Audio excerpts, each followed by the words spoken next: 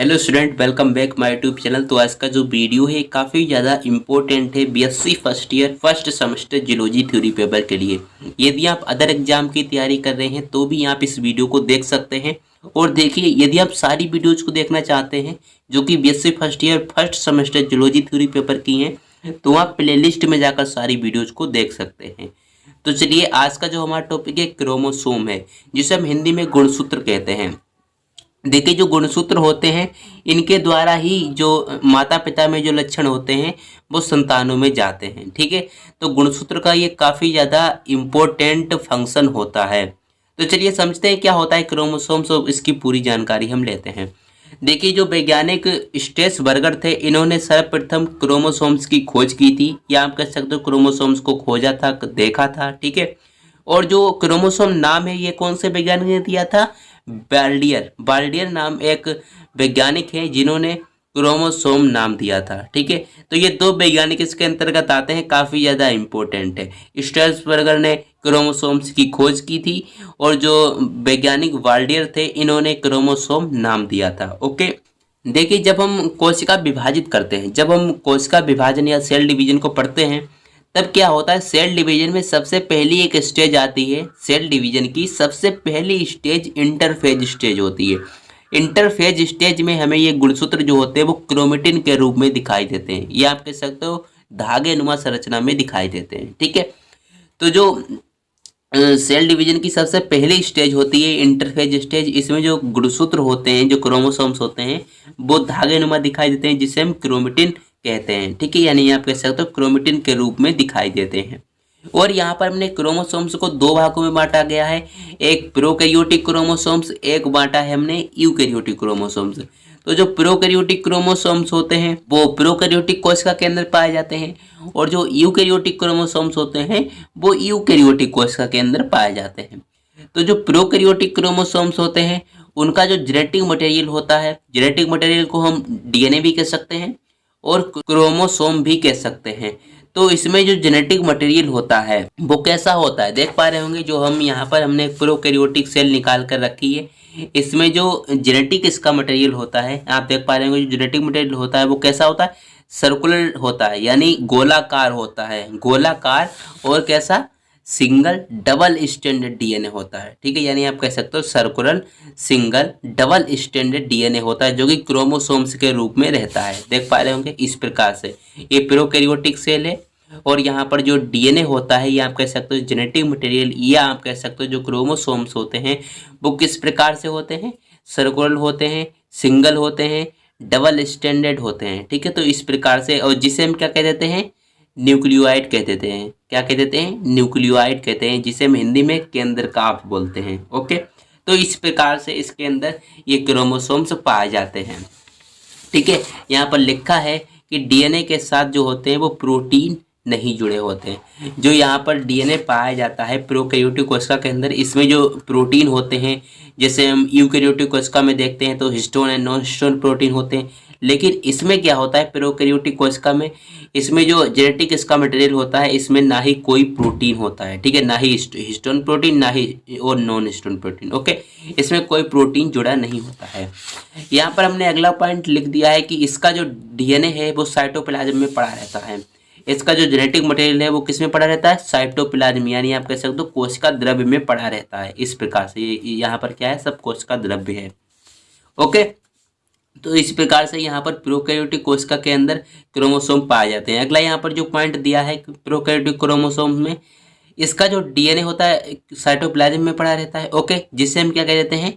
Nucleoid कह देते हैं। यहाँ पर हमने लिखा भी है, जिससे हम क्या कह देते हैं? न्यूक्लियोइड कहते हैं। न्यूक्लियोइड का मतलब होता है हिंदी में केंद्रकाभ बोलते हैं, क्योंकि इसके अंदर प्रोकैरियोटिक कोशिका के अंदर जो न्यूक्लियस होता है वो पूरी तरह से कंप्लीट नहीं होता है, यानी कंप्लीट न्यूक्लियस इसके अंदर उपस्थित नहीं होता है।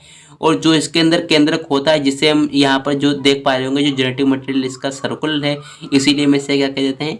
न्यूक्लियोइड कह देते हैं, यानी केंद्रकाभ। ओके, तो इस प्रकार से यहाँ पर इसका केंद्रक पाया जाता है। तो प्रोकैरियोटिक क्रोमोसोम्स के बारे में आप जान चुके होंगे, किस प्रकार से ये प्रोकैरियोटिक कोशिका के अंदर क्रोमोसोम्स होते हैं, ये आप कह सकते हो जेनेटिक मटेरियल होता है। अब यहाँ पर हम यूकैरियोटिक कोशिका के अंदर जेनेटिक मटेरियल देखते हैं, या आप कह सकते हो क्रोमोसोम्स को देखते हैं। देखिए जो यूकेरियोटिक कोशिका होती है काफ़ी ज़्यादा इम्पोर्टेंट यूकेरियोटिक कोशिका होती है। इसके अंदर जो जेनेटिक मटेरियल होता है वो किसके अंदर होता है? न्यूक्लियस के अंदर होता है, यानी आप कह सकते हो केंद्रक के अंदर होता है। देखिए पढ़ते हैं, न्यूक्लियस के अंदर डीएनए के अणु, न्यूक्लियस के अंदर यानी केंद्रक के अंदर डीएनए जो होता है, या आप कह सकते हो जो क्रोमोसोम्स होते हैं उनके molecule histone and non histone protein के साथ मिलकर डीएनए प्रोटीन बनाते हैं, जिसे हम क्रोमेटिन कहते हैं। देखिए जो यहाँ पर हमने यहाँ पर यूकेरियोटिक कोशिका को निकाल के रखा है, यूकेरियोटिक कोशिका ये है, ठीक है। इसके अंदर जो क्रोमेटिन है जिसे हम गुणसूत्र कहते हैं, वो किससे मिलकर बने हुए होते हैं? देख पा रहे होंगे वो किससे मिलकर बने हुए होते हैं? डीएनए एंड हिस्टोन, यानी नॉन हिस्टोन प्रोटीन और हिस्टोन प्रोटीन से मिलकर बने हुए होते हैं, जिसे हम डीएनए बोलते हैं। ओके, तो इस प्रकार से ये न्यूक्लियस के अंदर ये क्रोमेटिन होते हैं, क्रोमोसोम्स होते हैं, ठीक है। तो देख पा रहे होंगे यही बात यहाँ पर लिखी गई है। जो न्यूक्लियस के अंदर जो डीएनए होता है, जो क्रोमोसोम्स होता है, वो किससे मिलकर बना हुआ होता है? Histone and non histone protein से मिलकर बना हुआ होता है, ठीक है। जो क्या करता है? डीएनए प्रोटीन का निर्माण करता है, और इसे हम क्या कह देते हैं? क्रोमेटिन कह देते हैं, ठीक है। तो ये आप जान चुके हैं यूकेरियोटिक क्रोमोसोम्स का पहला पॉइंट क्या होता है। अब यहाँ पर दूसरा जो पॉइंट है काफ़ी ज़्यादा इंपॉर्टेंट है कि जो कोशिका विभाजन यदि हम पढ़ते हैं, कोशिका विभाजन में सबसे पहली स्टेज मैंने आपको बता दी, इंटरफेज स्टेज। इंटरफेज स्टेज में क्या होता है? ये क्रोमेटिन के रूप में होते हैं। जो इंटरफेज हम पढ़ते हैं सेल डिवीजन का सबसे पहला स्टेज इंटरफेज स्टेज, जिसमें ये क्रोमोसोम्स जो होते हैं वो क्रोमेटिन, क्रोमेटिन का मतलब धागे नुमा पड़े रहते हैं। इस प्रकार से ये धागे नुमा आपको दिख पा रहे हैं, इसी प्रकार से ये इंटरफेज में पड़े रहते हैं। मैंने आपको ये पहले भी पॉइंट बताया था क्रोमोसोम्स के इंट्रोडक्शन में। ओके, ठीक है। तो यूकेरियोटिक का जब कोशिका विभाजन होता है तभी ये क्या होते हैं? इंटरफेज स्टेज में क्रोमेटिन के रूप में रहते हैं। और प्रोकैरियोटिक कोशिका में ये सेल डिवीजन नहीं होता है, उसमें एमाइटोटिक सेल डिवीजन होता है। ओके, तो ये बात आपको पता होनी चाहिए। अगला यहाँ पर जो पॉइंट दिया गया है यूकेरियोटिक क्रोमोसोम्स में, इसमें प्रोफेज स्टेज में देखिए जो यूकेरियोटिक क्रोमोसोम्स होते हैं, या आप कह सकते हो जो यूकेरियोटिक कोशिका के अंदर जो क्रोमोसोम्स पाए जाते हैं वो प्रोफेज स्टेज। देखिए सेल डिवीजन की एक और स्टेज होती है जिसका नाम होता है प्रोफेज स्टेज। इंटरफेज के बाद आने वाली जो स्टेज होती है प्रोफेज स्टेज होती है। उसमें जो क्रोमोसोम्स होते हैं वो क्या हो जाते हैं? कंडेंस हो जाते हैं। कंडेंस का मतलब इकट्ठे हो जाते हैं, इकट्ठे मतलब संघनित हो जाते हैं और रोड शेप बना लेते हैं, यानी रोड के आकार का। जो रोड आपने देखी होगी, ठीक है, तो उसके आकार के ये बन जाते हैं प्रोफेज स्टेज में। यदि मैं आपको दिखाना चाहूँ तो इस प्रकार से ये जो आप देख पा रहे होंगे जो प्रोफेज स्टेज है, यहाँ पर आप देख पा रहे होंगे जो क्रोमेटिन है वो किस प्रकार के? रोड के आकार के बन गए, यानी रोड शेप के बन गए। ओके, इस प्रकार के यहाँ पर बन जाते हैं। अब यहाँ पर अगला जो पॉइंट दिया गया है कि सेल डिवीजन जब हम कोशिका विभाजन करते हैं तब प्रोफेज, मेटाफेज, एनाफेज में ये स्पष्ट दिखाई देते हैं। देखिए सेल डिवीजन की स्टेज होती हैं, यहाँ पर प्रोफेज होती है एक स्टेज, मेटाफेज और एनाफेज। इसमें जो क्रोमोसोम्स होते हैं वो साफ साफ दिखाई देते हैं। यदि मैं आपको दिखाना चाहूँ, देखिए प्रोफेज में ये साफ साफ दिखाई दे पा रहे होंगे, देखिए प्रोफेज, ठीक है, इस प्रकार से।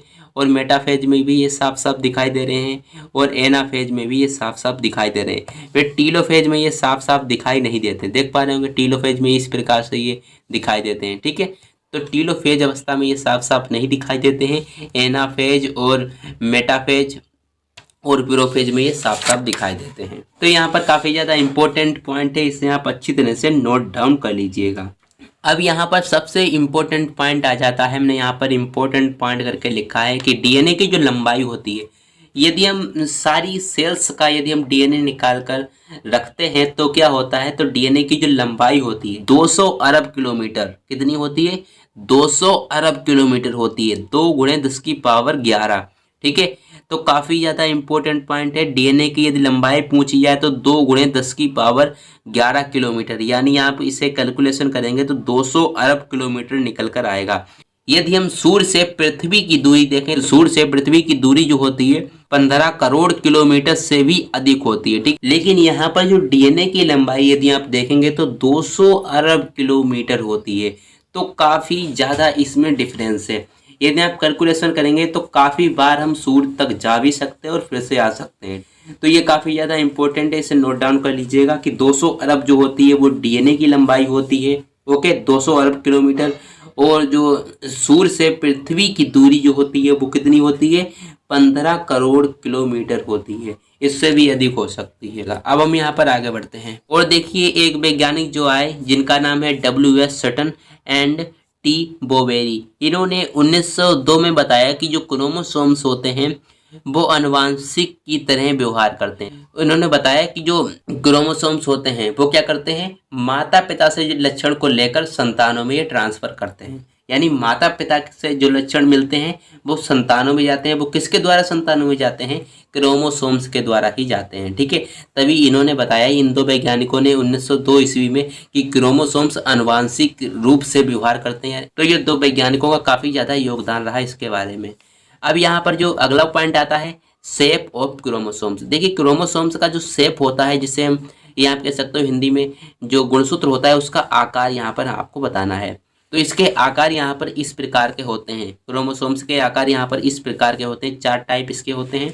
तो इन चारों टाइप को हम समझते हैं। देखिए जो गुणसूत्र होता है उसकी शेप का अध्ययन, यानी गुणसूत्र जो होता है उसकी आकार का जो अध्ययन होता है वो एनाफेज स्टेज में हम कर सकते हैं। सेल डिवीजन की जो एनाफेज स्टेज होती है इसमें हम क्या कर सकते हैं, क्रोमोसोम्स के शेप का अध्ययन कर सकते हैं। देखिए अब हम यहाँ पर एक एनाफेज स्टेज बना रहे हैं, इसको ध्यान से समझिए। ठीक है, यहाँ पर जो क्रोमोसोम्स होते हैं वो कभी कभी इस प्रकार से जुड़ जाते हैं, इस प्रकार से। ठीक है, इनका ये क्या है, सेंट्रोमियर है, सेंट्रोमियर।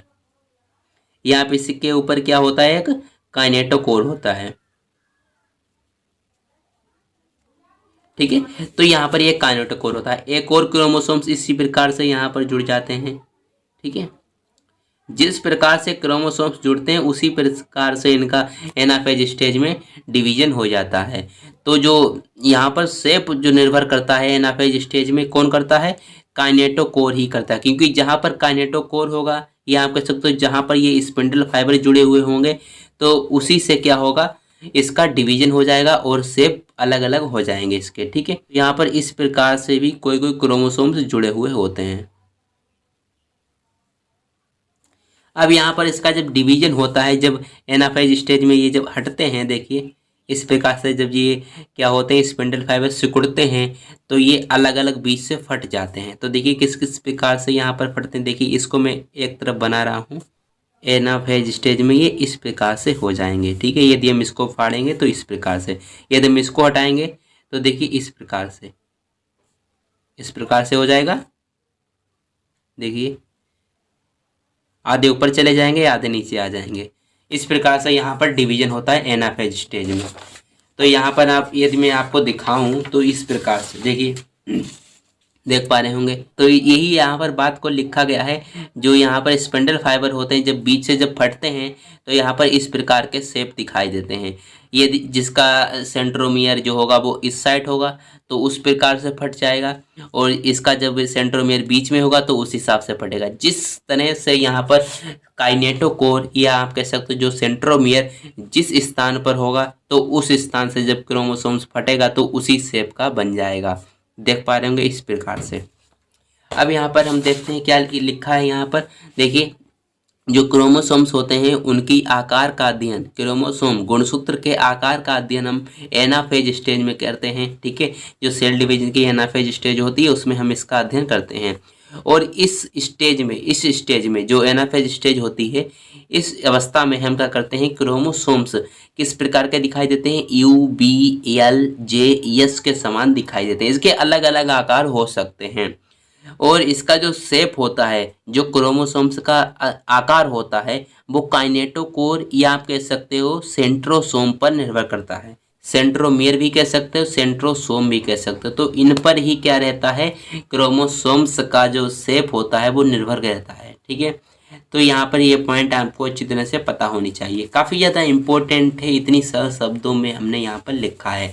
देखिए इसके जो शेप होते हैं अलग अलग टाइप के होते हैं। 4 यहाँ पर हमने टाइप को लिखा है, टीलोसेंट्रिक, एक्रोसेंट्रिक, और यहाँ पर अगला है सब मेटासेंट्रिक और मेटासेंट्रिक। इसके 4 टाइप अलग अलग होते हैं, इनको समझना आपको काफ़ी ज़्यादा ज़रूरी है। तो देखिए हमने यहाँ पर टीलोसेंट्रिक इस प्रकार का यहाँ पर क्रोमोसोम्स होता है, और यहाँ पर एक्रोसेंट्रिक इस प्रकार का होता है। ओके, इसका जो आप सेंट्रोमेयर देख पा रहे होंगे ये बिल्कुल सिरे के पास होता है। ठीक है, बिल्कुल सिरे के पास होता है। और यहाँ पर यदि आप देख पा रहे होंगे ये किस प्रकार का यल आकार का दिखाई दे रहा है। ठीक है, इसे हम सब मेटासेंट्रिक कहते हैं। इसका जो सेंट्रोमेयर होता है बिल्कुल सेंटर से थोड़ा सा ऊपर होता है, वैसे यहाँ पर रहना चाहिए था लेकिन थोड़ा सा ऊपर होता है। और यदि हम देखें जो मेटासेंट्रिक होता है तो मेटासेंट्रिक में क्या होता है, जो सेंट्रोमेयर होता है बिल्कुल सेंटर में होता है। ठीक है, यहाँ पर इतना हमने सेंटर में नहीं बना पाया है, बिल्कुल ये सेंटर में होता है नॉर्मल तरीके से। ओके, तो इस प्रकार के इसके अलग अलग शेप हो जाते हैं। जब हम एनाफेज में जब बीच से जब फटते हैं, क्रोमोसोम्स अलग अलग होते हैं, सेपरेट होते हैं, तब यहाँ पर ये अलग अलग तरह के दिखाई देते हैं, अलग अलग इसके आकार हो जाते हैं।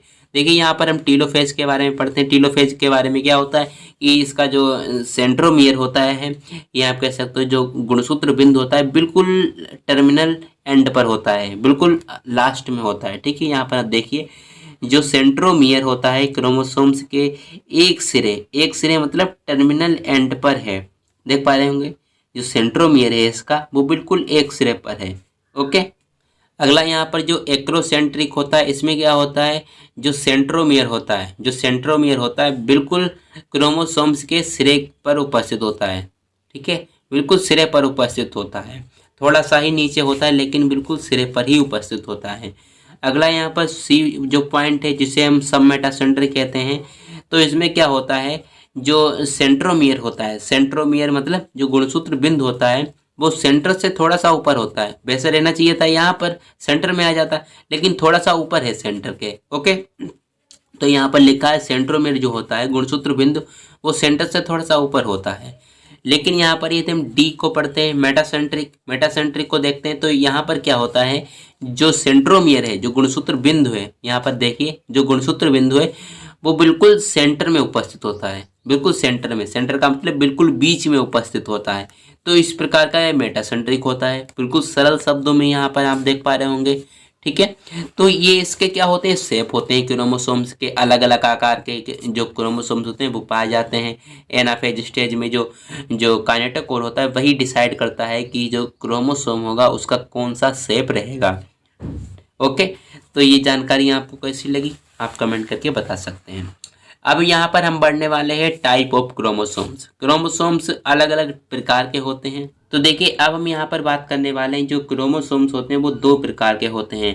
एक तो होते हैं ऑटोसोमल क्रोमोसोम, ठीक है, यानी दैहिक गुणसूत्र। अगला यहाँ पर दिया है सेक्स क्रोमोसोम, जिसे हम हिंदी में लिंग गुणसूत्र कहते हैं। तो दोनों क्रोमोसोम्स को हम अच्छी तरह से पढ़ेंगे। देखिए यूकैरियोटिक सेल में जो क्रोमोसोम्स होते हैं वो दो प्रकार के होते हैं, इस प्रकार से ऑटोसोम और सेक्स क्रोमोसोम। तो देखिए ऑटोसोम्स जो होते हैं वो 22 जोड़ी गुणसूत्र होते हैं, आपको पता है।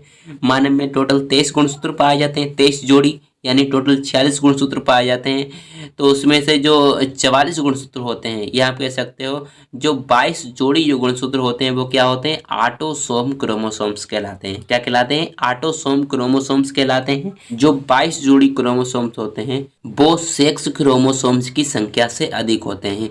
यानी सेक्स क्रोमोसोम्स की संख्या कितनी होती है, सिर्फ एक ही जोड़ी होती है। लेकिन वहाँ पर क्या हो रहा है कि 22 जोड़ी क्रोमोसोम्स ऑटोसोम्स क्रोमोसोम्स होते हैं, लेकिन जो सेक्स क्रोमोसोम्स होते हैं सिर्फ एक जोड़ी होते हैं। इसीलिए यहाँ पर लिखा गया है जो सेक्स क्रोमोसोम्स होते हैं उनकी संख्या से ये अधिक होते हैं ऑटोसोम वाले। ओके, और ये सेक्स को निर्धारित नहीं करते। जो ऑटोसोम क्रोमोसोम्स होते हैं सेक्स को निर्धारित नहीं करते। सेक्स का मतलब लिंग को निर्धारित नहीं करते, यानी ये नहीं बता पाते कि जो संतान होगी वो नर है या मादा। ठीक है, तो इससे इन्हें कुछ लेना देना नहीं होता है। सिर्फ और सिर्फ सेक्स क्रोमोसोम्स को ये लेना देना होता है, वही निर्धारित करते हैं कि जो व्यक्ति है वो नर है या मादा। अगला यहाँ पर जो पॉइंट लिखा गया है कि 23 जोड़ी क्रोमोसोम्स, 23 जोड़ी गुणसूत्र में से 22 जोड़ी जो गुणसूत्र होते हैं वही ऑटोसोम गुणसूत्र होते हैं। जो 23 जोड़ी ह्यूमन में पाए जाते हैं, 46 गुणसूत्र होते हैं टोटल, उसमें से जो 22 जोड़ी गुणसूत्र होते हैं वही ऑटोसोम गुणसूत्र होते हैं। देख पा रहे होंगे। अगला यहाँ पर जो पॉइंट दिया गया है कि जो ये क्रोमोसोम्स होते हैं देखिए जो ऑटोसोम वाले क्रोमोसोम्स होते हैं उन्हें हम होमोमॉर्फिक कहते हैं। तो होमोमॉर्फिक का मतलब होता है एक समान। यहाँ पर जो ऑटोसोम के गुणसूत्र होते हैं वो बिल्कुल एक समान क्रोमोसोम्स होते हैं, यानी एक समान गुणसूत्र होते हैं, उसमें कोई हेरफेर या कोई बदलाव नहीं होता है। टोटल जो 22 जोड़ी क्रोमोसोम्स होते हैं वो बिल्कुल समान गुणसूत्र होते हैं, इसीलिए हम इसे होमोमॉर्फिक कहते हैं। ओके, तो ये ऑटोसोम क्रोमोसोम के बारे में हो गया। इसका दूसरा हम टाइप देखने वाले हैं सेक्स क्रोमोसोम। सेक्स क्रोमोसोम्स को हम हिंदी में क्या कहते हैं, लिंग गुणसूत्र कहते हैं। तो लिंग गुणसूत्र क्या होते हैं, आपको पता है कि जो मानव में टोटल 23 जोड़ी गुणसूत्र होते हैं उसमें से केवल एक जोड़ी गुणसूत्र ही सेक्स क्रोमोसोम गुणसूत्र होते हैं। देखिए ये जो क्रोमोसोम्स होते हैं सेक्स क्रोमोसोम्स यानी आपको तो लिंग गुणसूत्र। देखिए यदि हम मादा की बात करें तो मादा में XX क्रोमोसोम्स होते हैं। देखिए यदि हम मादा की बात करें, मादा में जो होता है, जो स्त्री होती है उसमें XX क्रोमोसोम्स होते हैं, और जो पुरुष होता है पुरुष में क्या होते हैं, XY क्रोमोसोम्स होते हैं। ठीक है, तो यहाँ पर एक एक जोड़ी क्रोमोसोम्स होते हैं, एक जोड़ी मादा में होते हैं और एक जोड़ी पुरुष में होते हैं। ये अलग होते हैं यानी हेट्रोमॉर्फिक होते हैं, अलग अलग होते हैं, इसीलिए हम इसे हेट्रोमॉर्फिक कहते हैं। अगला यहाँ पर जो पॉइंट दिया गया है, देखिए ये लिंग का निर्धारण करते हैं। लिंग का निर्धारण मतलब ये बता देते हैं कि जो संतान है वो नर है या मादा। ओके, अगला यहाँ पर जो पॉइंट है कि एक जोड़ी गुणसूत्र उपस्थित है। जो सेक्स क्रोमोसोम्स होते हैं वो एक जोड़ी गुणसूत्र होते हैं। ठीक है, अगला यहाँ पर जो पॉइंट दिया गया है कि नर को निर्धारित करने वाला जो लिंग गुणसूत्र होता है, सेक्स क्रोमोसोम्स होता है, वो बाई होता है।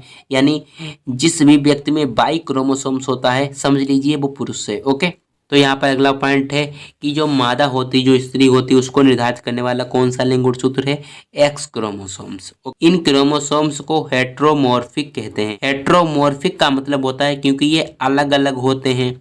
यदि हम स्त्री में देखें और पुरुष में देखें तो ये अलग अलग क्रोमोसोम्स होते हैं। देख पा रहे होंगे ये अलग अलग, यहाँ पर एक्स है तो यहाँ पर एक्स है, यहाँ पर एक्स है तो यहाँ पर वाई है, तो ये अलग अलग क्रोमोसोम्स हो गए, इसीलिए क्या कहते हैं, इनसे हेट्रोमॉर्फिक कहते हैं। और जो 22 जोड़ी जो क्रोमोसोम्स होते हैं वो बिल्कुल समान होते हैं। यहाँ पर भी 22 जोड़ी होते हैं, यहाँ पर ये बिल्कुल समान होते हैं, इसे हम होमोमॉर्फिक कहते हैं। तो ये जानकारी आपको होनी चाहिए। अब यहाँ पर हम अगला जो पॉइंट देखने वाले हैं ये भी काफ़ी ज़्यादा इम्पोर्टेंट पॉइंट है, हमने यहाँ पर इम्पोर्टेंट पॉइंट भी लिख दिया है। देखिए जो एक्स क्रोमोसोम्स है, जो एक्स क्रोमोसोम्स है इसकी सर्वप्रथम जो खोज की थी वैज्ञानिक हैंकलिंग ने की थी। कब की थी, 1891 ईस्वी में की थी। और जो बाई क्रोमोसोम्स है जो कि किसमें पाया जाता है, पुरुष में पाया जाता है। बाई क्रोमोसोम्स की जो खोज की थी वो किसने की थी, स्टेवंस ने की थी। स्टेवंस नामक एक वैज्ञानिक है, इन्होंने 1902 ईस्वी में बाई क्रोमोसोम्स की खोज की थी। अब हम यहाँ पर देखने वाले हैं स्पेशल टाइप ऑफ क्रोमोसोम, या आप कह सकते हो जेंट क्रोमोसोम्स। देखिए स्पेशल टाइप ऑफ क्रोमोसोम्स यानी कुछ विशेष प्रकार के गुणसूत्र, और जेंट क्रोमोसोम्स का मतलब होता है बहुत ही बड़े क्रोमोसोम्स होंगे। ओके, तो यहाँ पर हम पढ़ने वाले हैं कुछ विशेष प्रकार के गुणसूत्र जो कि कैसे हैं, काफी बड़े गुणसूत्र, विशालकाय गुणसूत्र होते हैं, क्योंकि इनका जो आकार होता है वो काफ़ी नॉर्मल क्रोमोसोम्स से काफ़ी बड़ा होता है, इसीलिए हम इसे जेंट क्रोमोसोम्स कहते हैं, या आप कह सकते हो विशालकाय गुणसूत्र। तो देखिए यहाँ पर दो जो होते हैं क्रोमोसोम्स वो विशालकाय गुणसूत्र होते हैं। एक होता है लैंप ब्रूस क्रोमोसोम्स, एक होता है पॉलीटीन क्रोमोसोम्स। देख पा रहे होंगे लैंप ब्रूस जो क्रोमोसोम्स होता है वो इस प्रकार का होता है, काफ़ी बड़ा होता है नॉर्मल क्रोमोसोम से। और यहाँ पर पॉलीटीन क्रोमोसोम्स इस प्रकार का होता है। ओके, तो चलिए यहाँ पर हम सबसे पहले देखने वाले हैं लैंप ब्रूस क्रोमोसोम्स को, फिर हम आगे पॉलीटीन क्रोमोसोम्स को देखेंगे। तो देखिए लैंप ब्रूस क्रोमोसोम्स क्या होता है। एक वैज्ञानिक थे जिनका नाम है रुकॉर्ट, और एक और वैज्ञानिक थे जिनका नाम है फ्लेमिंग। ये तो वैज्ञानिक थे, इन्होंने 1892 में इसकी खोज की थी, या आप कह सकते हो इस लैंप ब्रूस क्रोमोसोम्स को देखा था। तो ये काफ़ी ज़्यादा इंपॉर्टेंट है लैंप ब्रूस क्रोमोसोम्स। और लैंप ब्रूस क्रोमोसोम्स का मतलब होता है ये ब्रूस के आकार का दिखाई देता है। देख पा रहे होंगे ये ब्रूस के आकार का दिखाई देता है, या आप कह सकते हो लैंप के आकार का दिखाई देता है, इस प्रकार से। देखिए इन दो वैज्ञानिकों ने सर्वप्रथम इसकी खोज की थी, और किसमें की थी, सेलेमेंडर एम्फीबियंस। देखिए सेलेमेंडर जो एक प्राणी है वो कैसा है, एम्फीबियंस है। एम्फीबियंस का मतलब उभयचर है। सैलेमेंडर जो है वो कैसा है, उभयचर प्राणी है। उभयचर का मतलब होता है ये पानी में भी रह सकता है और पानी के बाहर भी रह सकता है। ओके, तो ये उभयचर होता है और इसके ऊशिष्ट में इसकी खोज की थी। ऊशिष्ट का मतलब जो युग्मक इसका होता है, और इसके युग्मक में लैंप ब्रुश क्रोमोसोम्स की खोज की थी, क्योंकि इसके युग्मक में क्या होता है, इसके युग्मक में प्रोटीन की अवस्था होती है, या आप कह सकते हो आरएनए की अवस्था होती है। इस आरएनए और प्रोटीन की आवश्यकता को पूर्ति करने के लिए ये क्रोमोसोम्स इसके अंदर उपस्थित होते हैं। ये क्रोमोसोम्स क्या करते हैं, प्रोटीन की आवश्यकता को पूर्ति कर देते हैं और क्या करते हैं, आरएनए का भी निर्माण कर देते हैं। तो इस प्रकार से क्या होता है, इसके अंदर आरएनए एंड प्रोटीन का निर्माण होता है। देखिए यहाँ पर हमने अभी क्या बताया आपको, जो ये दो वैज्ञानिक थे इन्होंने सैलेमेंडर यानी एम्फीबियंस जो कि उभयचर होता है, तो सैलेमेंडर एक प्राणी है, ओके, जो कि कैसा है, उभयचर है, पानी के अंदर भी और पानी के बाहर भी रह सकता है। इसका ऊशिष्ट जो होता है, ऊशिष्ट मतलब जो युग्मक होता है, उसके युग्मक में इसकी खोज की थी, और इसका जो युग्मक होता है उसमें प्रोटीन एंड आरएनए की काफ़ी ज़्यादा आवश्यकता होती है। इस आवश्यकता की पूर्ति करने के लिए ये क्रोमोसोम्स इसके अंदर उपस्थित होते हैं, सैलेमेंडर के अंदर, ठीक है। जो ये क्रोमोसोम्स होते हैं इसके अंदर जो लूप होता है, इसके लूप के अंदर क्या होता है, ट्रांसक्रिप्शन की प्रक्रिया चलती है। ट्रांसक्रिप्शन की मदद से ये जो क्रोमोसोम्स होते हैं वो डीएनए से आरएनए बनाते हैं, डीएनए से आरएनए बनाते हैं, फिर आरएनए से ट्रांसलेशन की मदद से प्रोटीन बन जाती है, जिसके कारण इसके अंदर आरएनए एंड प्रोटीन का निर्माण हो जाता है ऊशिष्ट के अंदर। ओके, तो ये क्रिया किसके अंदर होती है, लूप के अंदर होती है। देखिए ये जो क्रोमोसोम्स आप देख पा रहे होंगे लैंप ब्रुश क्रोमोसोम्स है, ठीक है। तो ये लैंप ब्रुश क्रोमोसोम से इस प्रकार का होता है, देख पा रहे हो कितने सारे यहाँ पर लूप लगे हुए हैं जहाँ पर क्या हो रहा है, ट्रांसक्रिप्शन हो रहा है, ठीक है। डीएनए से आरएनए बन रहा है, फिर आरएनए से प्रोटीन यहाँ पर बन रही है। तो इस लूप को यदि हम इस सूक्ष्म दृष्टि से देखा गया तो इस प्रकार का दिखाई देता है। ये जो डायग्राम आपको दिख पा रहा है ये सूक्ष्म दृष्टि से देखा गया डायग्राम में, लेकिन ये अनुमान लगाया जा रहा है इसका, ये इस तरह से अनुमान लगाया जा रहा है कि ये जो डायग्राम है इस प्रकार का हो सकता है। ये जो लूप आपको दिख रहा है इस प्रकार का लूप हो सकता है, इसका सिर्फ अनुमान लगाया जा रहा है, लेकिन जो देखा गया डायग्राम है सूक्ष्म दृष्टि से दिख रहा है जो डायग्राम वो इस प्रकार का दिख रहा है। ओके, तो यहाँ पर यदि हम लूप को देखते हैं तो ये लूप का यहाँ पर एक्सिस है यानी अक्ष है, ये वाला जो आप देख पा रहे होंगे ये अच्छे जहाँ से ये जुड़ा हुआ है, और यहाँ पर ये क्या है, लूप है जहाँ पर क्या हो रहा है, ट्रांसक्रिप्शन हो रहा है, या आप कह सकते हो डीएनए से आरएनए बनने की प्रक्रिया चल रही है। तो इस प्रकार का लैंप ब्रुश होता है, काफ़ी बड़ा होता है नॉर्मल क्रोमोसोम से। ओके, तो ये डायग्राम आपको पता होना चाहिए, इसका यहाँ पर लैंप ब्रुश ये जो लूप है इसके अंदर ही ये प्रक्रिया चल रही है ट्रांसक्रिप्शन वाली। ओके, यहाँ पर डीएनए से आरएनए बन रहा है और ये प्रक्रिया कहाँ चल रही है, लूप में चल रही है, इसका जो लूप होता है उसमें ही चलती है। देखिए यदि हम इसको देखना चाहें तो कहाँ देख सकते हैं, देखिए जो जनन अंग वाली जो कोशिकाएं होती हैं, जो जर्म सेल्स होती हैं, उन जर्म सेल्स में मियोसिस यानी अर्धसूत्री विभाजन होता है। अर्धसूत्री विभाजन में जो मियोसिस फर्स्ट होता है, अर्धसूत्री विभाजन जो मियोसिस होता है वो दो भागों में होता है, meiosis first and meiosis second. तो जो मियोसिस फर्स्ट होता है, मियोसिस फर्स्ट की जो प्रोफेज फर्स्ट स्टेज होती है उसकी डिप्लोटीन अवस्था में ये जो क्रोमोसोम्स होते हैं वो दिखाई देते हैं। देखिए यहाँ पर हमने मियोसिस फर्स्ट को ले रखा है, मियोसिस फर्स्ट, ठीक है, जिसे हम अर्धसूत्री विभाजन कहते हैं।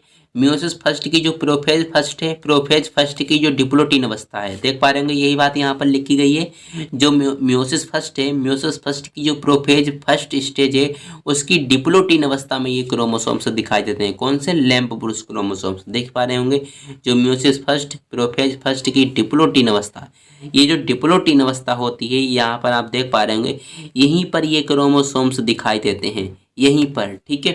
तो डिप्लोटीन अवस्था के अंदर क्या दिखाई देते हैं, लैंप ब्रुश क्रोमोसोम्स दिखाई देते हैं। ये जानकारी आपको यहाँ पर हो गई है।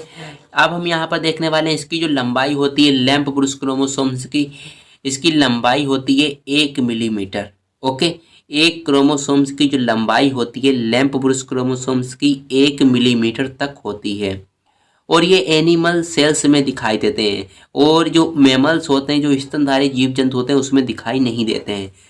ये कहाँ दिखाई देते हैं? एनिमल सेल्स में। एनिमल सेल्स का मतलब आप कह सकते हो जो यूकेरियोटिक कोशिकाएं होती हैं उसमें ही दिखाई देते हैं, जिनके अंदर यूकेरियोटिक कोशिकाएं पाई जाती हैं। जैसे मनुष्य हो गया, मनुष्य में भी यूकेरियोटिक कोशिका पाई जाती है, तो उसके अंदर भी ये क्रोमोसोम्स दिखाई देते हैं। और जो जीव जंतु हैं उनके अंदर भी ये क्रोमोसोम्स दिखाई देते हैं। लेकिन जो मैमल्स होते हैं, जो स्तनधारी जीव जंतु होते हैं, या स्तनधारी जैसे ह्यूमन की बात करें तो ह्यूमन में स्तनधारी कौन होता है? स्त्री होती है। तो स्त्री के अंदर ये लैंप ब्रूस क्रोमोसोम्स नहीं पाए जाते हैं। तो ये जानकारी आपको होनी चाहिए। देखिए यहाँ पर लैंप ब्रूस क्रोमोसोम्स का एक और इम्पोर्टेंट पॉइंट यहाँ पर लिखा गया है।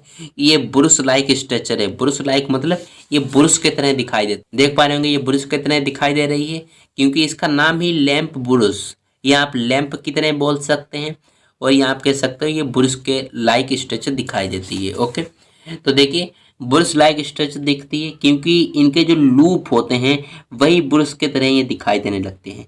ये लूप डीएनए एंड प्रोटीन के बने हुए होते हैं। जो लूप यहाँ पर आप देख पा रहे होंगे ये किसके बने हुए होते हैं? डीएनए एंड प्रोटीन के बने होते हैं, क्योंकि इन लूप के अंदर क्या हो रहा है? ट्रांसक्रिप्शन की प्रक्रिया चल रही है। ट्रांसक्रिप्शन मतलब डीएनए से आरएनए बन रहा है। तो ये डीएनए के बने हुए होते हैं और साथ में प्रोटीन के मिलकर बने होते हैं। ओके, देखिए इसका जो अगला टाइप आता है, जो बड़े आकार के जो क्रोमोसोम्स होते हैं वो दो प्रकार के होते हैं। लैंप ब्रूस क्रोमोसोम्स, जो स्पेशल टाइप ऑफ क्रोमोसोम्स, या आप कह सकते हो जो जेंट क्रोमोसोम्स हिंदी में कहें तो विशाल काय गुणसूत्र में से यहाँ पर लैंप ब्रूस क्रोमोसोम्स आपने पढ़ लिया है। और यहाँ पर अब हम देखने वाले हैं पॉलीटीन क्रोमोसोम्स, जिसे हम सिलेबरी ग्लैंड क्रोमोसोम्स कहते हैं। सिलेबरी ग्लैंड क्रोमोसोम्स का हिंदी में मतलब होता है लार ग्रंथि गुणसूत्र, क्योंकि ये कहाँ पाए जाते हैं? लारों में पाए जाते हैं। जो लार ग्रंथि होती है उसमें ये क्रोमोसोम्स पाए जाते हैं। देख पा रहे होंगे इस प्रकार का ये क्रोमोसोम्स होता है, काफी बड़ा होता है नॉर्मल क्रोमोसोम्स से। ओके, तो इसको हम पहले देखेंगे। देखिए इसकी जो खोज की थी वो किसने की थी? कौन से वैज्ञानिक ने? ई.जी. बल्बियानी। ई.जी. बल्बियानी थे। इन्होंने 1881 ईस्वी में इन पॉलीटीन क्रोमोसोम्स की खोज की थी। और कहाँ की थी? चिरोमोनस लार्वा। चिरोमोनस लार्वा जो होता है, इसमें जो इसके अंतर्गत लार्वा आता है ड्रोसोफिला का लार्वा। ड्रोसोफिला की मक्खी होती है, आपने देखा होगा। ठीक है, किसमें देखा होगा? मेंडल के नियम पढ़ रहे थे तो उसमें ड्रोसोफिला को आपको देखा होगा। तो ड्रोसोफिला का लार्वा होता है, चिरोमोनस लार्वा के अंतर्गत आता है। ओके, ड्रोसोफिला के लार्वा की जो लार ग्रंथि होती है, सिलेबरी ग्लैंड जो होती है, उसके अंदर पॉलीटीन क्रोमोसोम्स को खोजा गया था। ठीक है, तो काफी ज्यादा इंपॉर्टेंट यहाँ पर पॉइंट है कि जो इसकी खोज की थी वो ई.जी. बल्बियानी ने 1881 में की थी। और कहाँ पर की थी? चिरोमोनास लार्वा जो होता है, चिरोमोनास जो लार्वा के अंतर्गत कौन सा आता है? ड्रोसोफिला का लार्वा आता है। ड्रोसोफिला के लार्वा की लार ग्रंथि में इस पॉलीटीन क्रोमोसोम्स की, देखिए इस पॉलीटीन क्रोमोसोम्स की खोज की थी। जो पॉलीटीन क्रोमोसोम्स होते हैं वो लेपिडोप्टेरा ऑर्डर, यानी लेपिडोप्टेरा ऑर्डर के अंतर्गत जितने भी कीट आते हैं, जितने भी इंसेक्ट आते हैं, उनकी जो सिलेबरी ग्लैंड होती है, जिसे हिंदी में लार ग्रंथि कहा जाता है, उन लार ग्रंथि में ये जो पॉलीटीन क्रोमोसोम्स होते हैं, पॉलीटीन क्रोमोसोम्स ये पाए जाते हैं। कहाँ पाए जाते हैं? लेपिडोप्टेरा ऑर्डर के अंतर्गत जितने भी कीट आते हैं, कि जितने भी इंसेक्ट आते हैं, उनकी सिलेबरी ग्लैंड में ये क्रोमोसोम्स पाए जाते हैं। ठीक है, अगला यहाँ पर जो पॉइंट दिया गया है कि जो नॉर्मल क्रोमोसोम्स होता है, जो सामान्य गुणसूत्र होता है, उससे ये 200 गुना बड़े होते हैं। अब आप इसी तरह से अंदाजा लगा सकते हैं जो पॉलीटीन क्रोमोसोम्स होते हैं वो आकार में कितने बड़े होते होंगे। ओके, तो नॉर्मल क्रोमोसोम से ये 200 गुना काफी बड़े होते हैं। देखिए ये जो क्रोमोसोम्स होते हैं पॉलीटीन क्रोमोसोम्स, इसमें सेल डिवीजन नहीं होता है, यानी इसमें सेल डिवीजन का मतलब कोशिका विभाजन नहीं होता है।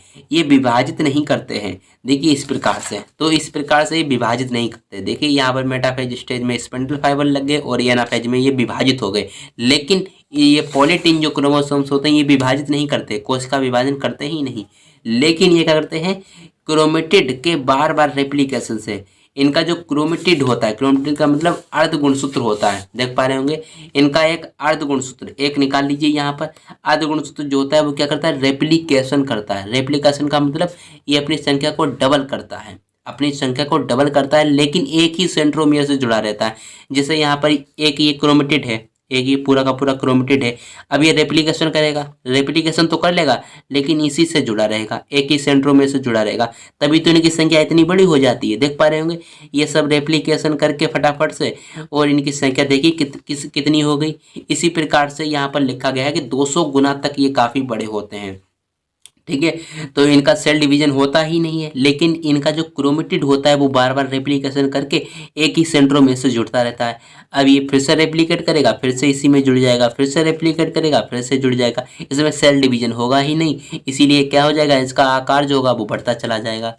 ओके, इन क्रोमोसोम्स में सेल डिवीजन नहीं होता है, लेकिन जो क्रोमेटिड होते हैं जिन्हें हम अर्ध गुणसूत्र कहते हैं, अर्ध गुणसूत्र मतलब एक निकाल लीजिए स्टैंड इसका। ओके, तो एक स्टैंड या आप कह सकते हो एक क्रोमेटिड के बार बार रेप्लिकेशन से इनका जो फॉर्मेशन होता है वो होता रहता है, यानी इनका निर्माण होता रहता है।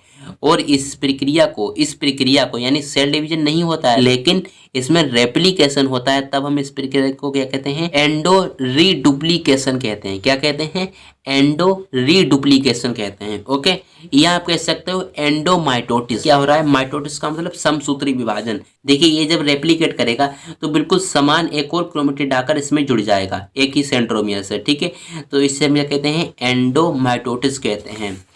और इसे हम हिंदी में कहें तो अंतः प्रतिबलन, यानी ये अपने आप में ही क्या कर लेता है, प्रतिबलन कर लेता है, रेप्लिकेशन कर लेता है। देखिए इसमें माइटोटिक रेप्लिकेशन शो होता है। माइटोटिक रेप्लिकेशन का क्या मतलब होता है, माइटोटिक का मतलब होता है समसूत्री और रेप्लिकेशन का मतलब होता है द्विगुणन। तो ये समसूत्री द्विगुणन शो मतलब दिखाता है। तो इसमें क्या होता है, माइटोटिक रेप्लिकेशन दिखाता है। माइटोटिक मैंने आपको बता ही दिया कि इसमें जो क्रोमेटिड होता है वो इसी तरह का बिल्कुल समान क्रोमेटिड आ जाता है और जुड़ जाता है एक ही सेंट्रोमेयर से, क्योंकि ये रेप्लिकेशन कर रहा है तो बिल्कुल समान क्रोमेटिड आकर इसमें जुड़ जाता है। इसीलिए हम इसे क्या कहते हैं, माइटोटिक रेप्लिकेशन कह देते हैं। यानी माइटोटिक रेप्लिकेशन शो करता है, लेकिन इसका जो स्ट्रैंड होता है, जो इसका स्ट्रैंड, ये आप देख पा रहे होंगे, जो इसका स्ट्रैंड होता है, जो इसका स्टैंड होता है वो अलग नहीं होता है। इसका जो ये रेप्लिकेशन करेगा, लेकिन इसका जो स्टैंड दूसरा नया बनेगा वो इससे अलग नहीं होगा, एक ही सेंट्रोमेयर से जुड़ जाएगा। फिर से देखिए अलग नहीं होते हैं, एक ही सेंट्रोमेयर से अटैच हो जाते हैं। तो इसीलिए इनका आकार धीरे धीरे बढ़ता जाता है, धीरे धीरे बढ़ता जाता है और काफ़ी बड़ा इसका आकार हो जाता है। इसीलिए हम इसे जेंट क्रोमोसोम्स कहते हैं। अब देखिए इसके बारे में थोड़ी सी हम और जानकारी को हासिल करेंगे। जो पायरेटिन जो क्रोमोसोम्स होता है, जिसे हम सिलेब्री ग्लैंड क्रोमोसोम्स कहते हैं, इसका ये स्ट्रक्चर होता है, यह तो आपको पता ही है। लेकिन इस स्ट्रक्चर में काफ़ी सारी जानकारी छुपी हुई है जो कि मैं आपको बताऊंगा। देखिए इस स्ट्रक्चर में आपको यहाँ पर ब्लैक ब्लैक जो पार्ट दिख रहे होंगे, देख पा रहे होंगे ब्लैक ब्लैक पार्ट, और यहाँ पर फूले हुए पार्ट भी दिख पा रहे होंगे। ओके, और यहाँ पर लाइट वाला पार्ट और जो डार्क वाला पार्ट है इसको देख लेते हैं। देखिए जो डार्क वाला पार्ट है इसमें क्या हुआ है, इसमें जो क्रोमेटिन होते हैं, जो धागेनुमा जो गुणसूत्र होते हैं वो यहाँ पर ज़्यादा मात्रा में इकट्ठे हो गए हैं। जो ये क्रोमोसोम्स होता है, सिलेब्री ग्लैंड क्रोमोसोम्स, इसमें ये डार्क वाला जो पार्ट है, इसमें जो क्रोमेटिन होते हैं, जो धागेनुमा जो संरचनाएं होती हैं, आप कह सकते हो जो डीएनए होता है वो ज़्यादा मात्रा में यहाँ पर इकट्ठा हो गया है, इसीलिए डार्क पार्ट हो गया है। और यहाँ पर जो लाइट पार्ट है, ठीक है, ये वाला लाइट पार्ट, इस लाइट पार्ट में जो डीएनए है वो इतनी ज़्यादा मात्रा में इकट्ठा नहीं हुआ है और इसीलिए कैसा है, लाइट पार्ट है। ओके, और यहाँ पर यदि आप देखेंगे तो यहाँ पर जो फूला हुआ पार्ट है इसको हम क्या कहते हैं, इसको हम इस प्रकार के सूक्ष्म दृष्टि से देखते हैं तो इस प्रकार का दिखाई देता है। देखिए ये जो पार्ट है इसको हम सूक्ष्म दृष्टि से देखते हैं तो इस प्रकार का दिखाई देता है। अब हम इसको क्या कहते हैं, ये घुमा हुआ है, इसे हम पफ कहते हैं, ओके। और या तो आप इसे कह सकते हो बल्बियानी रिंग। बल्बियानी रिंग हम इसे क्यों कह देते हैं, क्योंकि जो पॉलीटीन गुणसूत्र है इसकी खोज किसने की थी, ई.जी. बल्बियानी ने की थी, इसीलिए हम इसे पफ को बल्बियानी रिंग भी कह सकते हैं। ओके, तो ये पफ जो होता है वो इस प्रकार का दिखाई देता है, जिसे हम पफ बोलते हैं, इसको भी पफ, इसको भी पफ। ओके, जो फूला हुआ पार्ट होता है। और यहाँ पर ज़्यादा मात्रा में डीएनए कंडेंस हो गया है, यहाँ हम कह सकते हो ज़्यादा मात्रा में जो क्रोमेटिन है वो इकट्ठा हो गया है, इसीलिए डार्क पार्ट है। और यहाँ पर कम मात्रा में डीएनए इकट्ठा हुआ है, इसीलिए लाइट पार्ट है। चलिए इसको डार्क और लाइट पार्ट को देख लेते हैं। देखिए जो डार्क वाला पार्ट होता है, ये वाला डार्क वाला पार्ट, इसको हम देख लेते हैं क्या है डार्क वाला पार्ट। देखिए इसमें जो क्रोमेटिन होता है, यहाँ आप कह सकते हो जो डीएनए होता है वो ज़्यादा मात्रा में यहाँ पर कंडेंस हो जाता है, या आप कह सकते हो ज़्यादा मात्रा में इकट्ठा हो जाता है, इसीलिए डार्क पार्ट यहाँ पर हो जाता है। इसमें प्रोटीन काफ़ी अधिक मात्रा में होता है, ठीक है। प्रोटीन अधिक मात्रा में होता है, क्यों अधिक मात्रा में होता है? क्योंकि इसमें क्रोमेटिन जो मटेरियल है वो ज़्यादा मात्रा में इकट्ठा हुआ है, तो यहाँ पर ज़्यादा प्रोटीन भी होगा। ओके, यहाँ पर जो अगला पॉइंट दिया गया है कि ये जो आनुवांशिक रूप से इनएक्टिव होता है, जो डार्क वाला जो पार्ट होता है ये आनुवांशिक रूप से इनएक्टिव होता है, यानी ये अपना लक्षण जो संतानों में जाता है तो ये नहीं दिखा पाता, यानी ये अपना जो लक्षण होता है वो नहीं प्रदर्शित कर पाता है संतानों में। क्यों नहीं प्रदर्शित कर पाता है? क्योंकि इसमें जो क्रोमेटिन मटेरियल रहता है वो काफ़ी मात्रा में इकट्ठा हो जाता है और प्रोटीन की मात्रा भी इसके अंदर ज़्यादा होती है, लेकिन आनुवांशिक रूप से इनएक्टिव होता है, यानी आप कह सकते हो निष्क्रिय होता है। निष्क्रिय क्यों होता है? क्योंकि इसके अंदर क्रोमेटिन मटेरियल अधिक मात्रा में उपस्थित होता है और ये संतानों में अपना लक्षण नहीं दिखा पाता है। और यहाँ पर इसके अंदर 95% डीएनए प्रेजेंट होता है, 95% तक इसके अंदर डीएनए उपस्थित होता है। अब यहाँ पर जो लाइट वाला पार्ट है, ये लाइट वाला जो पार्ट है, इस लाइट वाले पार्ट को यहाँ पर हमने लिख दिया है। इसमें क्या होता है? क्रोमेटिन मटेरियल कम कंडेंस होता है, जो क्रोमेटिन मटेरियल होता है, जो गुणसूत्र होता है वो कम मात्रा में इकट्ठे होते हैं यहाँ पर, इसीलिए लाइट पार्ट है।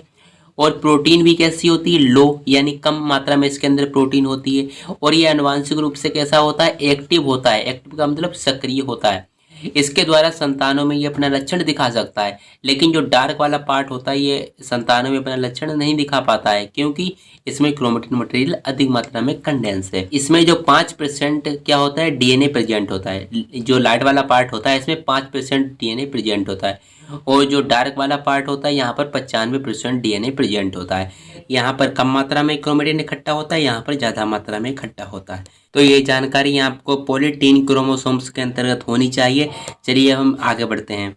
देखिए अब यहाँ पर हम देखने वाले हैं स्ट्रक्चर ऑफ क्रोमोसोम, यानी क्रोमोसोम्स का किस प्रकार का स्ट्रक्चर होता है। तो देखिए यदि हम इसका स्ट्रक्चर दिखाएं क्रोमोसोम्स का, तो कुछ इस प्रकार का स्ट्रक्चर हमने यहाँ पर ड्रॉ किया हुआ है। ओके, इस प्रकार का कुछ स्ट्रक्चर होता है क्रोमोसोम्स का। इस क्रोमोसोम्स के बारे में हम पूरी जानकारी लेंगे, जब तक के लिए यहाँ पर आपको बता देता हूँ। देखिए ये जो क्रोमोसोम्स होता है इसके अंदर जो आपको दिख रहा है द्रव्य, देख पा रहे होंगे, ये जो द्रव्य आपको दिख रहा है इसे मैट्रिक्स बोलते हैं।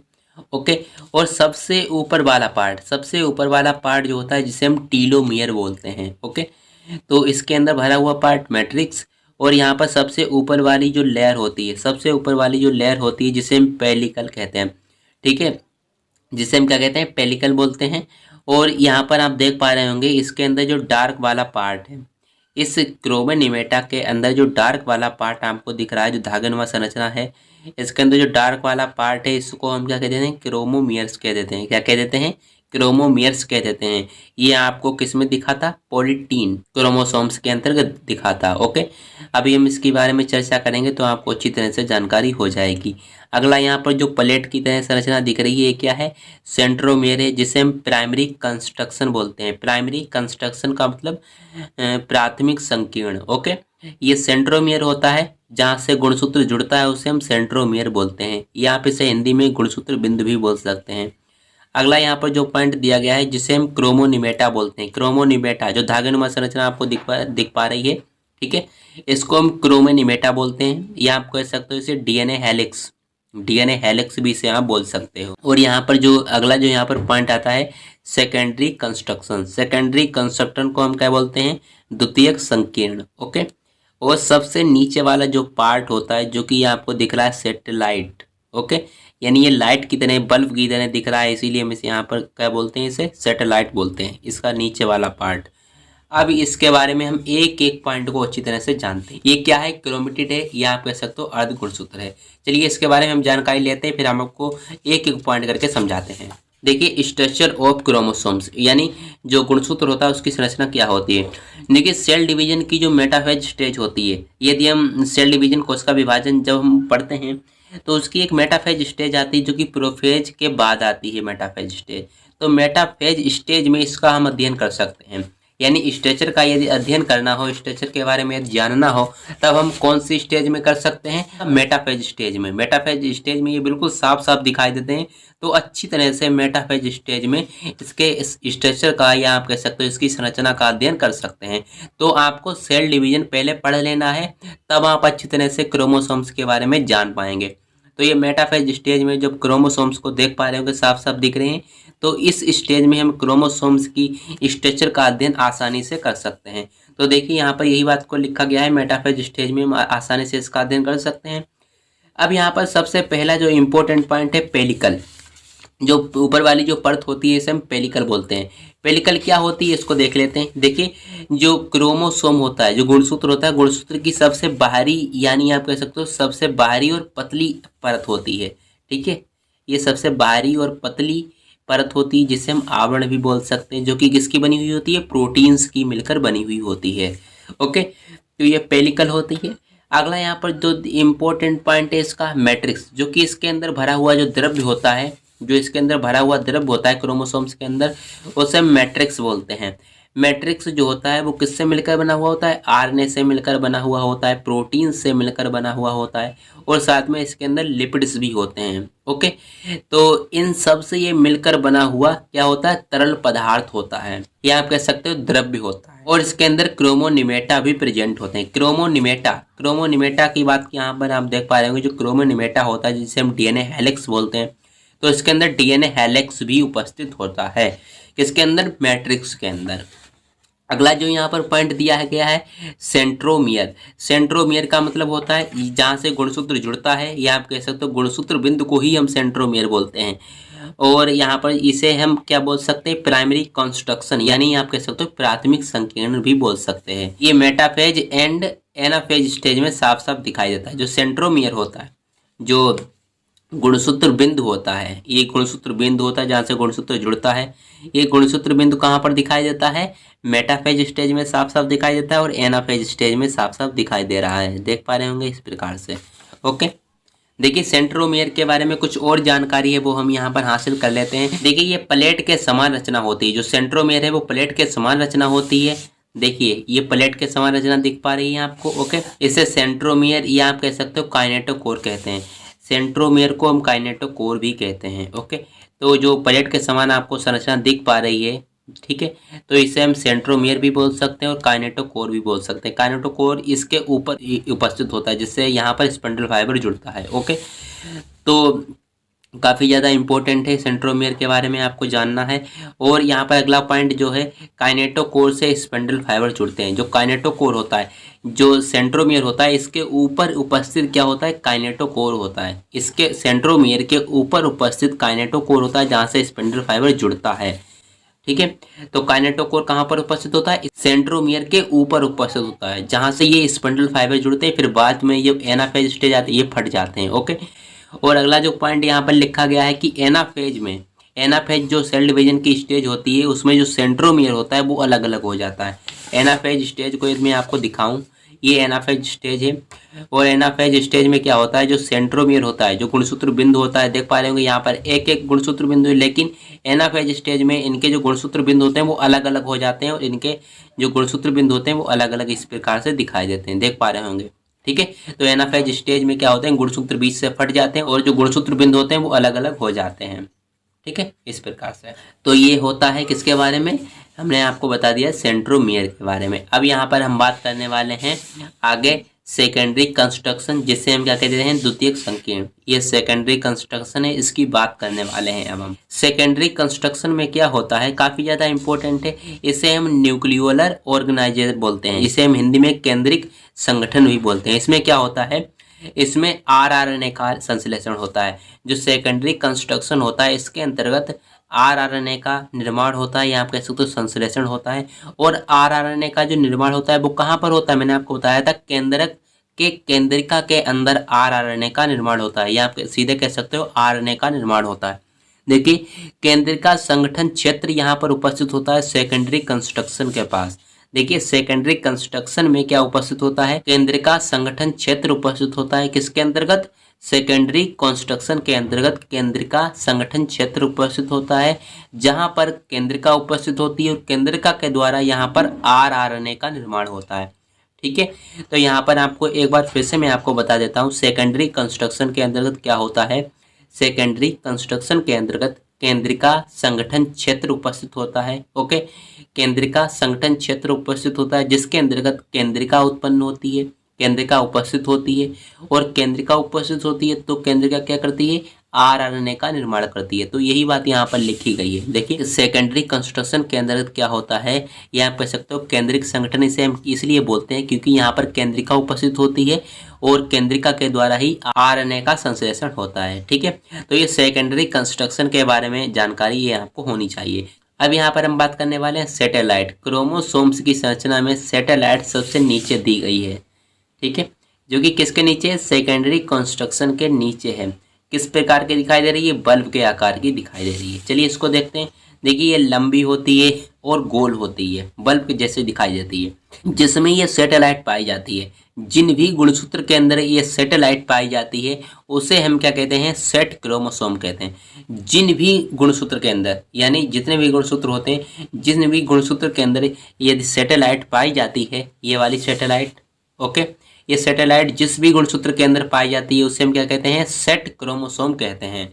और सेट क्रोमोसोम्स की फुल फॉर्म, यानी सेट की जो फुल फॉर्म होती है क्या होती है, मैंने यहाँ पर लिख रखी है ताकि आपको ये अच्छी तरह से याद हो जाए। देखिए क्या होती है सेट क्रोमोसोम्स की फुल फॉर्म, साइन एसिड थाइमो न्यूक्लियो न्यूको।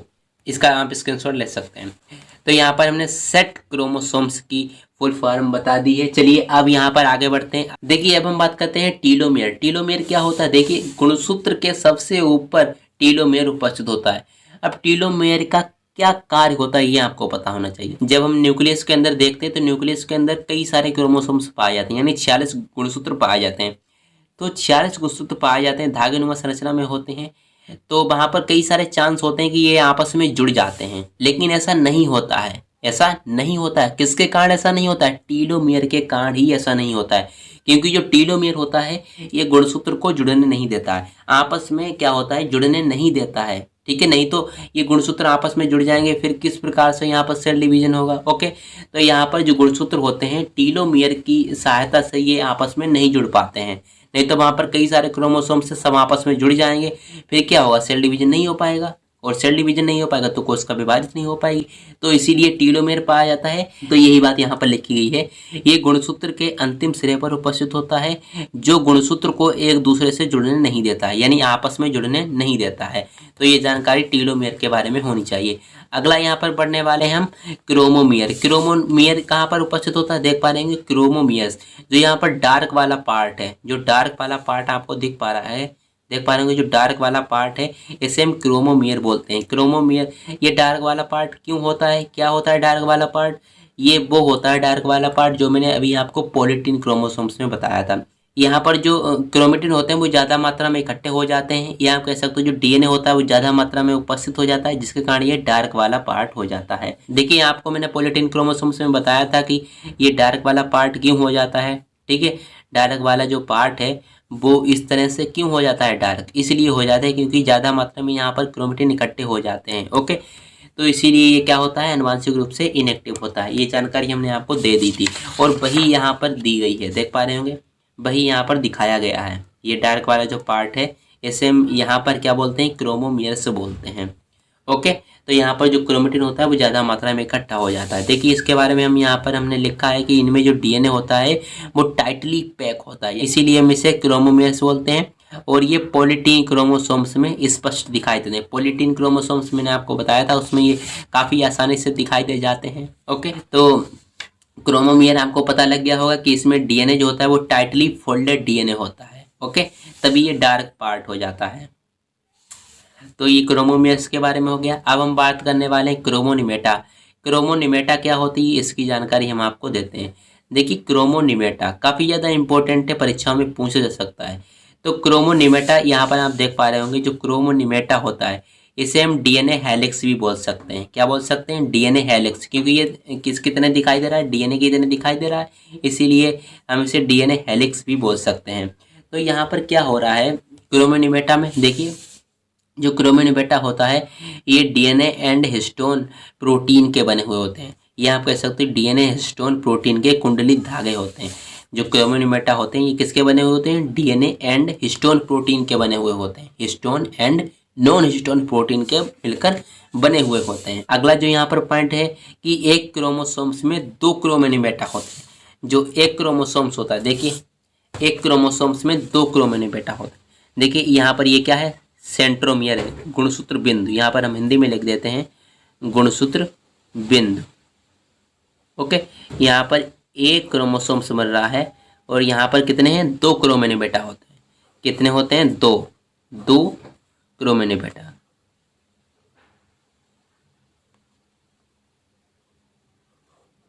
ओके, 2 क्रोमेटिन बेटा होते हैं। देख पा रहे होंगे 2 क्रोमेटिन बेटा होते हैं। यहाँ पर अगला जो पॉइंट दिया गया है कि एनाफेज स्टेज में क्या होता है? ओनली 1 क्रोमेटिन बेटा होते हैं। एनाफेज एक स्टेज होती है सेल डिवीजन की, और यहाँ पर देखिए 2 क्रोमेटिन बेटा थे। यहाँ पर इसमें एक था और इसमें 2 क्रोमेटिन बेटा थे। लेकिन यहाँ पर एनाफेज स्टेज में क्या हो जाता है? ये जो क्रोमोसोम्स होता है वो सेपरेट हो जाता है, अलग अलग हो जाता है। तो एक क्रोमेटिन बेटा इसके अंदर आ जाता है और एक क्रोमेटिन बेटा इसके अंदर आ जाता है, तो अलग अलग हो जाता है। इसीलिए यहाँ पर क्या बताया गया है कि एनाफेज स्टेज में एक क्रोमोसोम्स के अंदर एक क्रोमेटिन बेटा उपस्थित होता है। देखिए एनाफेज में ओनली 1 क्रोमेटिन बेटा उपस्थित होता है। अब यहाँ पर हम बात करने वाले हैं केमिकल कंपोजिशन ऑफ क्रोमोसोम, यानी क्रोमोसोम जो गुणसूत्र होता है इसकी रासायनिक संरचना क्या होती है।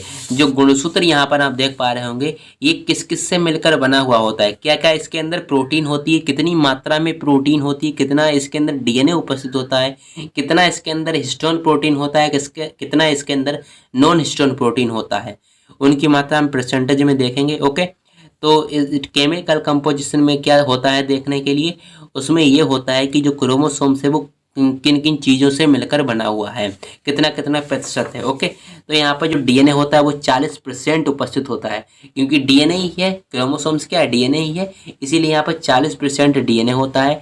आरएनए कम मात्रा में होता है 1.5%। ओके, हिस्टोन जो प्रोटीन होती है, हिस्टोन प्रोटीन काफ़ी ज़्यादा इंपॉर्टेंट है, क्योंकि हिस्टोन प्रोटीन से मिलकर ही डीएनए बना है। Histone and non histone protein से मिलकर बना हुआ है, लेकिन हिस्टोन जो प्रोटीन होती है वो काफ़ी मात्रा में होती है 50%। ओके, और जो नॉन हिस्टोन प्रोटीन होती है उसकी मात्रा 8.5% होती है। ओके, इनमें कुछ मेटेलिक आयन्स भी होते हैं जैसे Mg+2 Ca+2, इनका भी अलग अलग कार्य होता है।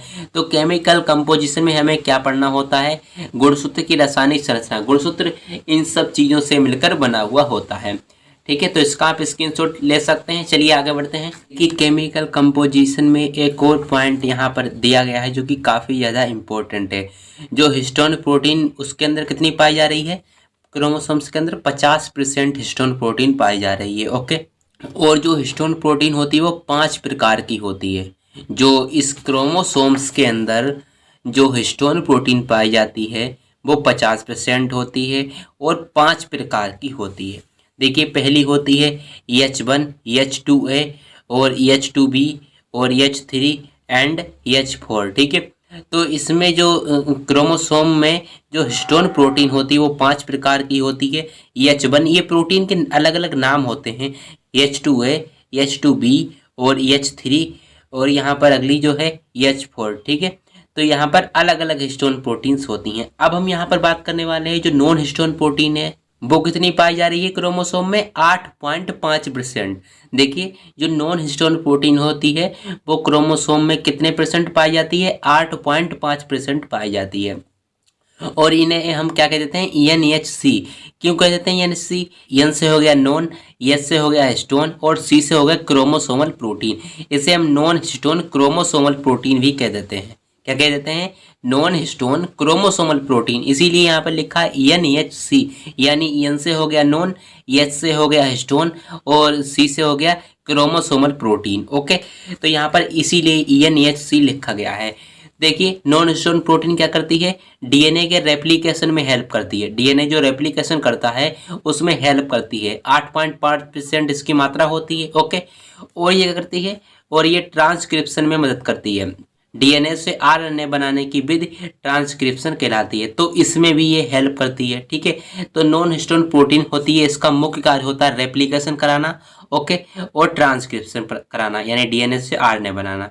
तो ये होता है यहाँ पर इम्पोर्टेंट पॉइंट, ये इसकी जानकारी आपको होनी चाहिए। अब यहाँ पर जो सबसे लास्ट पॉइंट आता है, काफ़ी ज़्यादा इम्पोर्टेंट भी है, फंक्शन ऑफ क्रोमोसोम्स, ओके, यानी क्रोमोसोम्स के कार्य क्या होते हैं वो जानकारी आपको हासिल करनी है। तो देखिए क्रोमोसोम्स जो होता है गुणसूत्र होता है, या आप कह सकते हो जेनेटिक मटेरियल जो होता है वो अनुवांशिक सूचना का वाहक होता है।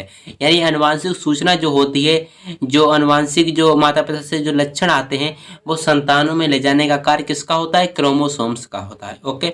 अगला जो यहाँ पर पॉइंट, इसका फंक्शन जो है जीवों की विभिन्न जैविक क्रियाओं को नियंत्रित करता है। जीवों में जो भी क्रियाएं होती हैं, जो भी जैविक क्रियाएं होती हैं, ठीक है, उनको नियंत्रित करना किसका कार्य होता है, क्रोमोसोम्स का ही कार्य होता है। अगला जो यहाँ पर पॉइंट दिया गया है, एक पीढ़ी से दूसरी पीढ़ी में विभिन्नता उत्पन्न करना किसका कार्य होता है, क्रोमोसोम्स का होता है। जब हम सेल डिवीजन में मियोसिस फर्स्ट पढ़ते हैं, मियोसिस फर्स्ट में जब हम प्रोफेज फर्स्ट को पढ़ते हैं, प्रोफेज फर्स्ट में जब हम किसको पढ़ते हैं, पैकेटीन अवस्था को पढ़ते हैं, तो पैकेटीन अवस्था में क्रॉसिंग ओवर होता है, जिसके कारण क्या होता है, संतानों में विभिन्नता उत्पन्न होती है, वेरिएशंस उत्पन्न होते हैं, या आप कह सकते हो म्यूटेशंस उत्पन्न होते हैं, ओके। तो विभिन्नता का कार्य करता है क्रोमोसोम्स।